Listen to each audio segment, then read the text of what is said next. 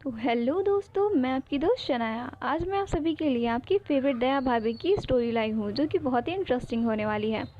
तो मेरे चैनल को सब्सक्राइब कर दें और वीडियो को लाइक कर दें। तो चलिए दोस्तों, शुरू करते हैं वीडियो को। JTR.com पर जाएं और बड़े तारक मेहता से रिलेटेड फैंटेसी स्टोरीज वीडियो और भी बहुत कुछ। दोस्तों, दया नाम की औरत गोकुलधाम सोसाइटी में रहा करती थी। उसके घर में एक बापूजी और उसकी सास और उसका पति पोपटलाल रहते था। पोपटलाल दया से बहुत प्यार करता था, लेकिन दया की जो सास यानी पोपटलाल की जो मम्मी थी, वो बहुत ही खड़ूस टाइप की थी। वो दया को कभी भी फ्री नहीं देखना चाहती थी। दया की सास हमेशा उसे कुछ न कुछ काम देते रहती थी। लेकिन दोस्तों, दया बहुत ही सिंपल सी औरत थी। वो बहुत भोली भी थी। उसकी सास जो कहती थी वो दया चुपचाप बिना कुछ कहे कर देती थी। लेकिन काम करके शाम में जब पोपटलाल घर आता था, तो उसकी माँ दया को कुछ नहीं बोलती थी। उसकी माँ अपने बेटे यानी पोपटलाल के सामने बहुत अच्छी बन के रहती थी। लेकिन पोपटलाल के काम पे जाने के बाद ही वो दया को परेशान करना शुरू कर देती थी। दोस्तों, आप सोच रहे होंगे कि दया को क्यों परेशान करती थी उसकी सास। तो इसका रीज़न ये था कि दया एक बहुत ही गरीब परिवार की लड़की थी और दया की फैमिली ने पोपटलाल की शादी में दहेज के रूप में उसे कुछ भी ज़्यादा नहीं दिए थे। लेकिन दया की सास यानी पोपटलाल की माँ बहुत ही लालची औरत थी।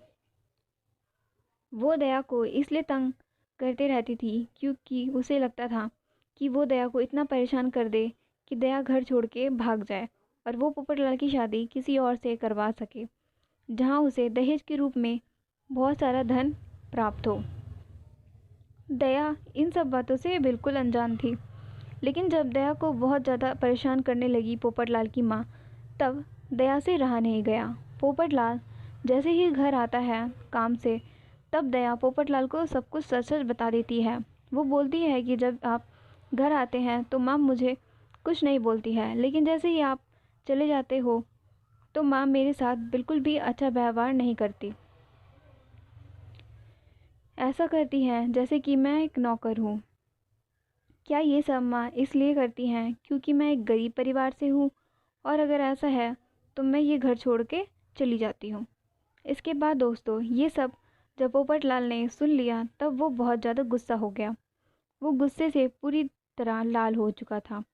अपनी माँ की हरकतें देखकर उसे बहुत शर्मिंदगी महसूस हुई थी। उसे ये बिल्कुल भी नहीं लगता था कि उसकी माँ ऐसा भी कभी कर सकती है। पोपटलाल को इतना गुस्सा आया कि पोपटलाल ने अपनी माँ को धक्के मार के घर से बाहर निकाल दिया।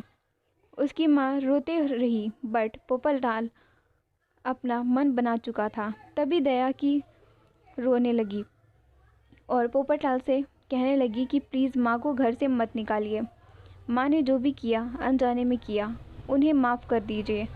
माँ के बिना ये घर बिल्कुल अधूरा सा हो जाएगा।